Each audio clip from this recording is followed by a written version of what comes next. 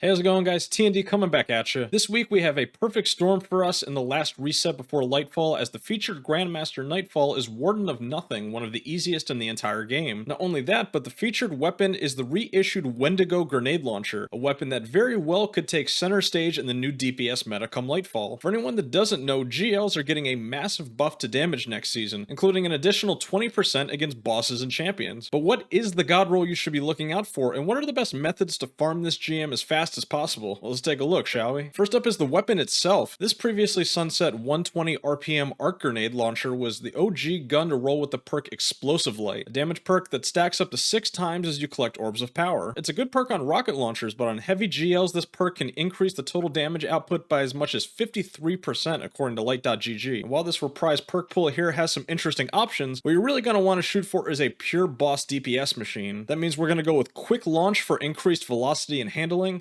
spike grenades for bonus damage on direct hits, as well as the perk combo of auto-loading holster and explosive light. This guy also gets to make use of the Omelon Fluid Dynamics origin trait, which increases stability and reload speed at the top half of the magazine. This grenade launcher has a real shot at being the go-to DPS option in a lot of raids and dungeons next season, so you have no excuse not to farm this guy out as much as you can. As far as the Nightfall is concerned, there's really only a few spots that might hold your teams up a bit. It should be noted that this is one of the rare strikes that features all 3 champion types, so make sure your team is prepared. And while this GM has Solar Singe active, unfortunately the majority of the shields you'll encounter will be of the Void variety. Because of this, I would actually recommend a team composition of 1 Starfire Warlock, 1 Omnioculus Hunter, and 1 Void Titan with Heart of Inmost Light. With Void being covered on our subclasses, this will allow us to run 1 Unstoppable Wither Horde with Weaken Clear, as well as 2 players on Arbalist for barriers. This will allow us to be more flexible with our choices of solar primaries, filling in the champion mods as needed. Finally, I would recommend all 3 players be on a Cataclysmic with 4 times the charm and bait and switch. If you still don't have one, then going with a Gallohorn plus 2 solar rockets loadout is a good alternative. The first spot your team is going to want to be careful with is the big train room with the Vex mini boss. Pop your well and take out the barrier champion up on the right ledge here from a distance, then move up only once all the enemies in the room are cleared out. This mini boss is still pretty weak even on GM difficulty, so make sure to group up and burn him down as fast as possible. The most threatening spot in this entire strike is definitely the area where you have to dismantle mines in quick succession. Make sure to take the champs out from a distance again, calling out which one to focus on, as well as making sure to call out if the overload champion decides to come in and crash the party out of nowhere. After dismantling the first mine, make sure to spawn kill the barrier champion that spawns in this doorway, as well as the unstop at the end of the hallway. At this point, I would recommend sending your Invis Hunter one way and the other 2 players the other way. Pop your supers and stay alive while all the mines are being capped. Once all the champions are dead, simply group back up in the middle to defeat the Cabal mini boss and you're in the home stretch. The boss fight in this GM is just as fast as in the normal version of the strike, albeit with a few extra champions you gotta kill first. Just camp in the back of the room at the bottom of the elevator where you drop down and check out the champs from a distance again. Once the boss is out, it's time to bake him. Pop supers and heavies, and with that, you have completed the Warden of Nothing Grandmaster. Enjoy your shiny new Adept Wendigo. Hope you guys enjoyed this quick Grandmaster Nightfall guide. Make sure to subscribe to my channel to catch all of my latest Destiny 2 content, and I will catch you guys in the next one. Happy hunting, Guardians.